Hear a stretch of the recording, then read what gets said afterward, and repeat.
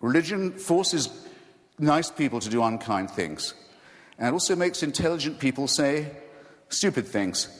Handed a small baby for the first time, is it your first reaction to think, beautiful, almost perfect, now please hand me the sharp stone for its genitalia that I may do the work of the Lord? No.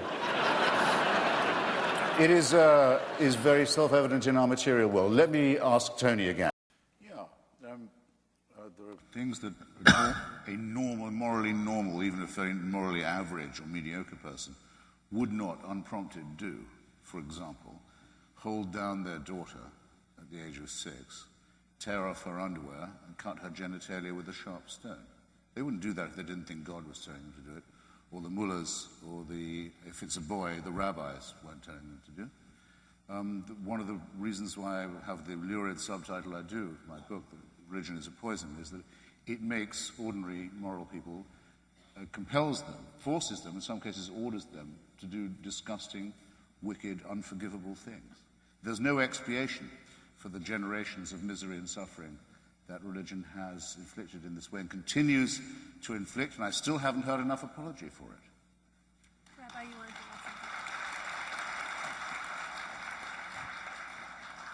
Christopher, I've got to call you down on referring to circumcision as genital mutilation. My son cried more at his first haircut than he did at his bris. And statistically... You weren't doing it right then.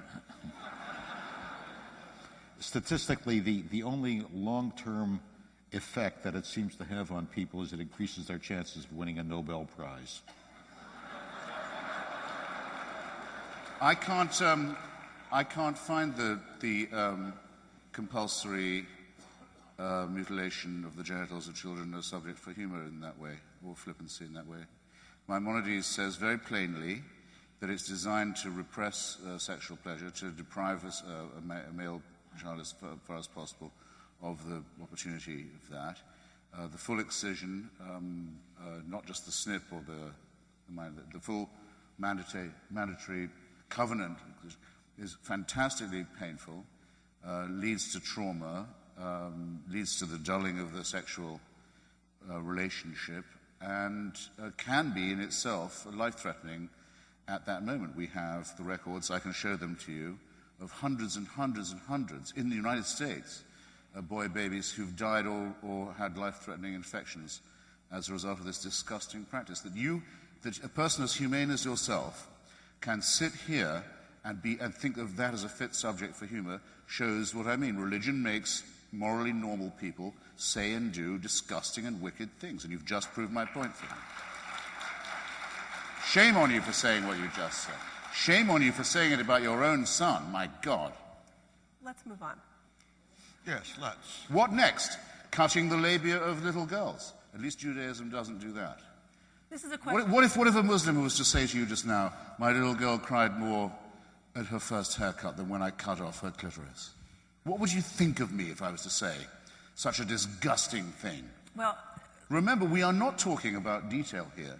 We're talking about whether religion makes people behave better or not. Let's give the rabbi a chance. I wanted to move on, but let's give the rabbi a chance to respond to what you said, because it got pretty personal here. So, again, my experience in my own son, my own grandson, hundreds of congregants, has been that it's nothing like what you're talking about, and that for whatever reason that this has become an issue for you, I just think is excessive. What do you mean by that?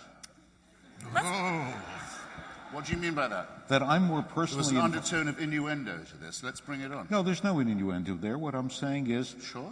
I've lived through this personally, and... You've inflicted it, is what you're saying.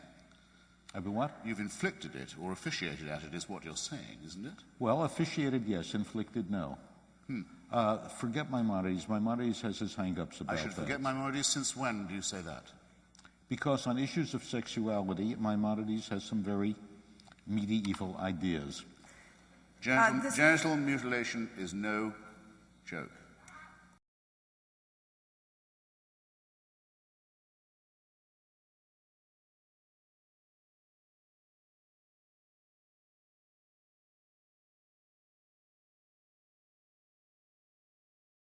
Negla is 10 years old. She's excited to be the center of attention, fearful of what might happen next. This morning, she'll be circumcised. Hag Omar is known in Arabic as a hygienic barber. He circumcises thousands of girls each year, as did his father before him. He doesn't bother to wash his hands or the child. A ripped sheet makes a crude bandage around her waist. The family celebrates. The operation will be quick, without anesthetic.